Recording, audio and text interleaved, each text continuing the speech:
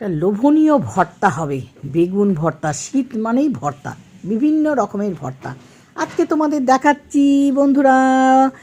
সবাইকে ওয়েলকাম, সবাইকে সুস্বাগতম আমার চ্যানেলে। এই যে বেগুন ভর্তাটা করব, জিভে জল আনা ভর্তা। একবার দেখলে তোমাদের মানে বারবার করতে ইচ্ছে করবে বন্ধুরা।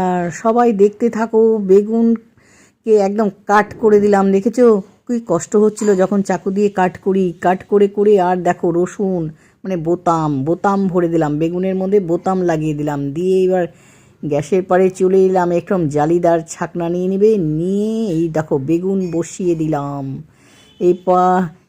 পিট ও পিট করে ভালো করে পুড়িয়ে নেবে।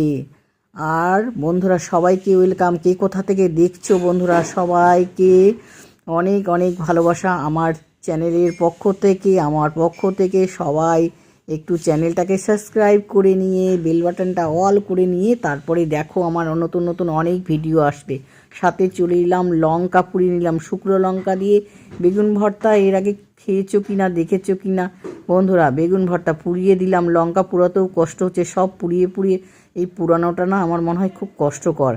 মানে আমাদের যখন হাতে একটু ছ্যাঁকা লাগে কি জ্বালা করে, একে যে পুড়াচ্ছি তার যে কী কষ্ট সে তো বলতে পারে না জড় পদার্থ। তো টমেটোও পুড়িয়ে নিলাম সাথে। এবার লঙ্কাটাকে, শুকনো লঙ্কাটাকে লবণ দিয়ে আর তেল দিয়ে বেশ সুন্দর, জিভে আমার জল একদম পড়ে যাচ্ছে মাখাতে মাখাতে, কি বলবো। বেশ করে চটকে নিলাম। এটাকে সাইড করে রেখে এবার একটু বেগুনটাকে ঠান্ডা হতে দিয়েছিলাম, কিন্তু ভীষণ গরম। সব বেগুনের খোসাগুলোকে একদম, চামড়াগুলোকে যাকে বলছি উপরে স্কিনটাকে হচ্ছে বেশ ছাড়িয়ে নিব। ভীষণ গরম আছে বন্ধুরা, এইভাবে ছাড়িয়ে নিব একটা করে বেশি হাতে। কিন্তু একটু আমি গরম জল পাশে রেখেছি, গরম জল বলছি, ঠান্ডা জল। মাথাটা খারাপ হয়ে গেছে, এই লোভনীয় যেই ভর্তাটা করছি না তার লোভ সামলাতে আর পারছি না। কখন হবে আর কখন তোমাদের দেখাবো আর কখন আমরা খাবো। দেখো রসুনগুলো কেমন সুন্দর সেদ্ধ হয়ে গেছে। তো চটকে নিলাম রসুন, সবটা ভালো করে ছাড়িয়ে নিলাম।